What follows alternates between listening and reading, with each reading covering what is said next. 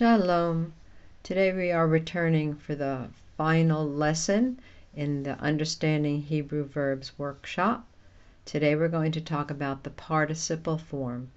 The participle form is what we might refer to as the present tense in English. It will cover several different forms in English. I do, I am doing, I have been doing, and it also includes the person that is doing the action, the one that does. So it can be, for example, I watch, I am watching, I have been watching, or I am the watcher. And it's not used very much, even as a verb tense. It's used more as the person in Tanakh. Of course, it's very common in modern Hebrew. We use it all the time in the present tense. So we're just going to take a survey of what that looks like today. The participle tense, unlike the perfect and imperfect, only has 4 different forms. There's a masculine singular, a feminine singular, a masculine plural, and a feminine plural. Briefly, we're going to look at this root shamar, and we're going to look at 2 examples.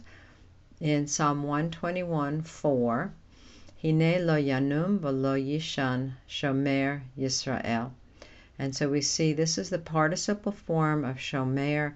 It is the one who keeps. Behold, he neither slumbers nor does he sleep. The person who is watching Israel, the watcher of Israel. That's the masculine singular. In the masculine plural, Psalm 31:6, Saneti hashomrim havlei shav va'ani el Yehovah batachti. I hate those who regard lying vanities, in other words, idols. So those that are observing idols, keeping idols, watching idols, worshipping idols are the one that the author hates. So we see this form shomrim. I hope you can recognize the masculine plural ending on it. I didn't find any feminine singular or feminine plural examples, but if we were just to go down the list, masculine singular shomer, feminine singular shomeret, masculine plural shomrim, and feminine plural shomrot.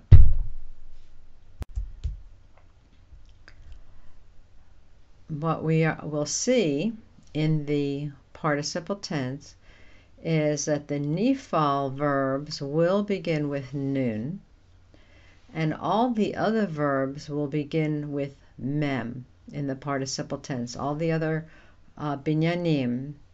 So anything, for example, you might be familiar with the verb to speak, diber. This is a pu'al verb. In the present tense, it's midaber, midaber.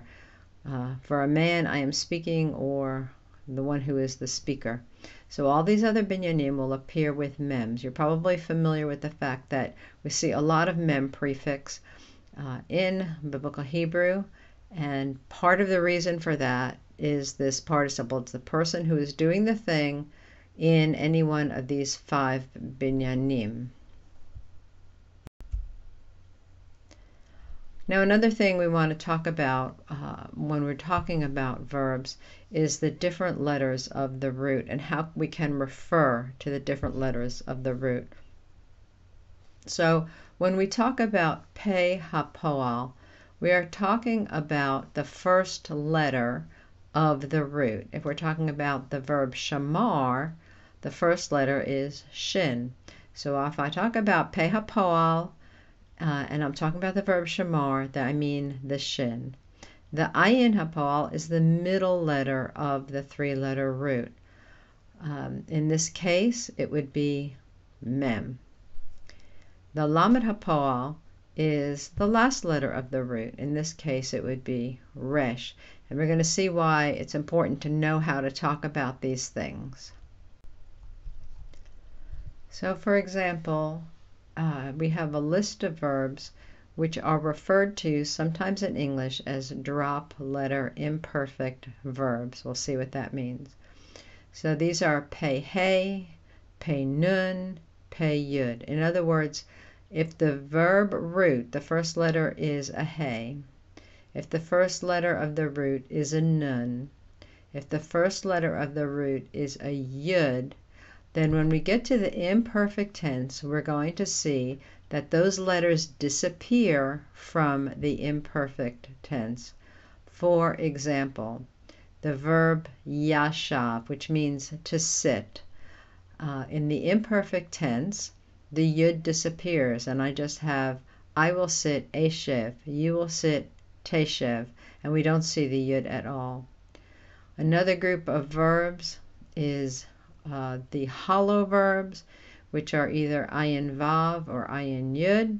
In other words, the middle letter is a vav or the middle letter is a yud. And in this case, we're going to go through one example of a hollow verb so you can see how it affects the different tenses within the different binyanim also. Lamed aleph verbs, the last letter is an aleph, mostly just affected in the participle tense. Lamed hey verbs are also slightly different in the participle. In the perfect tense, we're going to see some slight differences as you're studying. And also there is a group of verbs which are lamed chet, lamed ayin. In other words, the last letter is either a chet or an ayin, and in this case we might just get an extra vowel in the participle tense.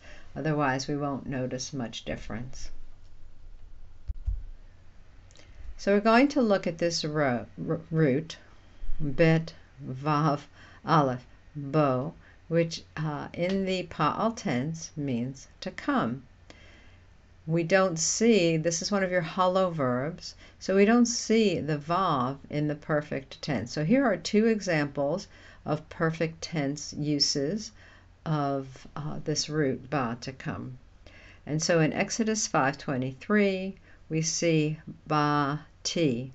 So hopefully you know that the suffix ti means I did something, and so this is I came. In Genesis 7:9, again, a perfect form. This has that u at the end, and so it's conjugated for they did something, they came. Talking about the animals coming to the ark, shnayim, shnayim, ba'u el Noach.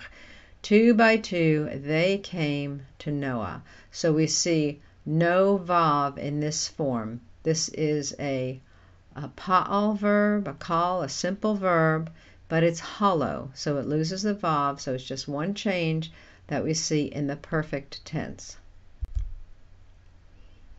In the imperfect tense, the vav returns. In 2 Samuel 17:2, hopefully you can recognize the aleph, that means I will do something. Remember, it's an imperfect tense, it has a prefix. I will come alav, to him.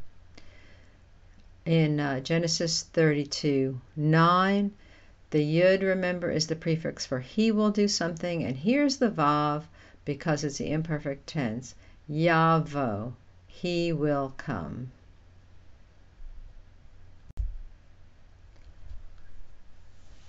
In the participle tense, again, because it's a hollow verb, we don't see any vav. And in fact, the forms for he and she are the same in the past and in the present. So don't freak out, because we have the same problem in English. Cut and cut is the same in the past and the present. Put, set, there's several short verbs like that in English where you have to determine by the context if it is the present, if it's a participle tense, or the past tense. So we see in 1 Samuel 22:9, the son of David is coming. Ba, it's a present tense. In Genesis 24:63, we can see that it's the present tense because we can recognize the masculine plural on it, ba'im. But again, there's no vav. Now we're going to look at the same root in a different binyan. We're going to look at it in the hitpa'el. The hitpa'el is a causative. So in the pu'al, in the simple form, this root, bet, vav, aleph, means to come. if I cause something to come with me somewhere, in other words, if I cause my book to come to class, I bring my book to class. So this root, bet vav aleph, in the he feel means to bring. In Zechariah 8:8, you can see that the suffix T is there. It means I did something. We have some slight changes in the vowels. Heveti means I brought. Perfect tense. In Genesis 46:7, the form hevi is for he did something, he brought. We don't see the vav, we see the yud. The hey is for the he feel, the yud is for the he feel. No vav because it's in the perfect tense. It's a hollow verb. In the imperfect tense, we see the yud come back. We see the yud taking the place, in fact, of the vav in the he feel tense. Isaiah 43:5, I hope you can recognize the aleph, means I will do something. In other words, I will bring. Leviticus 43:2, you see the yud prefix, yavi, he will bring. It's a he feel, imperfect, third person, masculine singular. Woohoo! In the participle tense, we're going to see the mem prefix. Remember those 5 binyanim, the participle will always begin with a mem prefix. So first, in Genesis 6:17, Va'ani hineni mevi et hamabul mayim al haaretz. So behold, I am bringing the flood of water on the earth. It's participle tense, third person. Well, they're just the masculine singular, right? There's no ending there, just mevi. God is bringing. In 1 Kings 17:6, mevi'im, we see the prefix mem that tells us it's participle. It has that masculine plural ending, for they are doing something. What is this? The ravens are bringing to Elijah lechem, bread, and meat.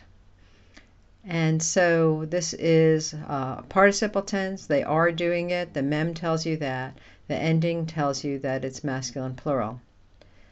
Again, your best friend in all of this will be a 501 for Hebrew verbs book.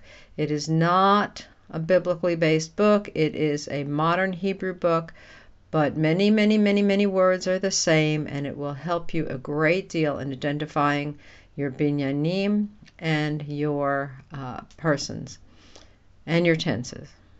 I know that this is a lot to the whole verbs thing, but it is absolutely crucial to your understanding of biblical Hebrew or modern Hebrew, how to use these verbs, and help you in interpretation of pulling your words apart to get at what the root is, who the person is, what the tense is, what the real meaning is through the binyan. I thank you for your time, and while we're waiting, again, tasimit ha'inayim al hashemayim, keep your eye on the sky, your redemption draweth nigh. Shalom.